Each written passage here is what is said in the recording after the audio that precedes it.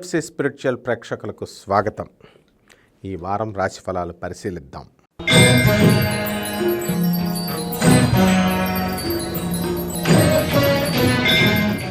వృశ్చిక రాశి.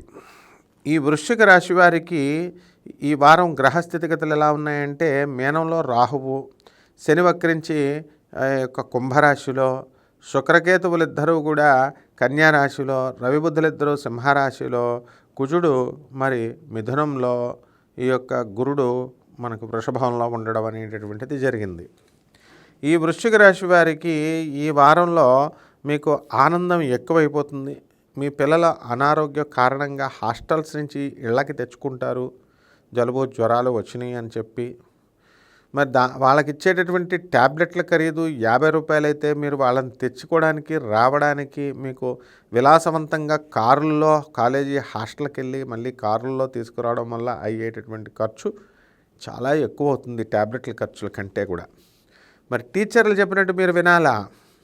అక్కడ హాస్టల్ వార్డెన్స్ ట్యాబ్లెట్స్ ఇస్తే సరిపోతుందంటే వినరు వీరు.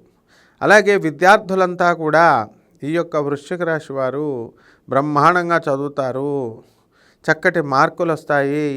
చదువు తక్కువగా చదివినప్పటికీ కూడా అందరూ కూడా పాస్ అయిపోయి ఎక్కువ మార్కులు రావడానికి అవకాశాలు ఉంటాయి.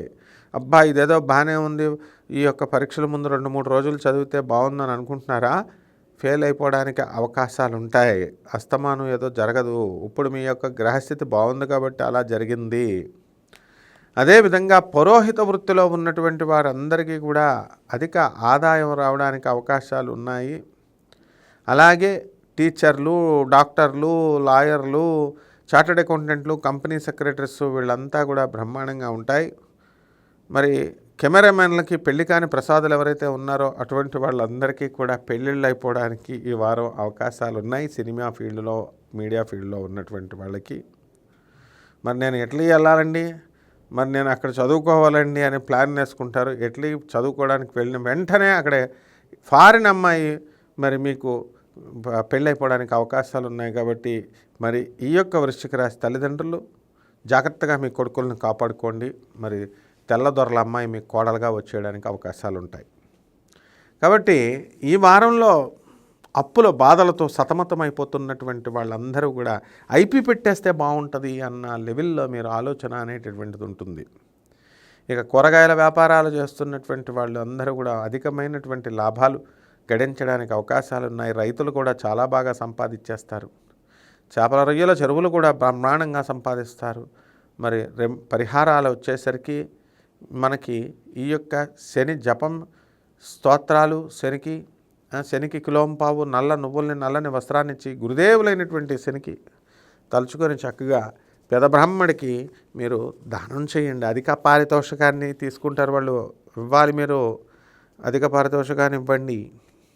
అలాగే రాహు జపం చేయండి, రాహు స్తోత్రాలు చదవండి. రాహుకి కిలోంపావు మినువుల్ని, ఆవు పేడ రంగు ఉన్నటువంటి వస్త్రాల నుంచి పెదబ్రాహ్మణులకి దానం చేయండి. అలాగే చక్కగా దశమహావిద్యల్లో ఒకటైనటువంటి మరి ఈ బగాళాముఖి అమ్మవారి యొక్క హోమాన్ని మీరు చక్కగా మీ ఇళ్లలో జరిపించుకోవాలా. మరి ఈ బగళాముఖి అమ్మవారి యొక్క తత్వం మంత్ర జపాన్ని మీరు చేస్తే చాలా బాగుంటుంది.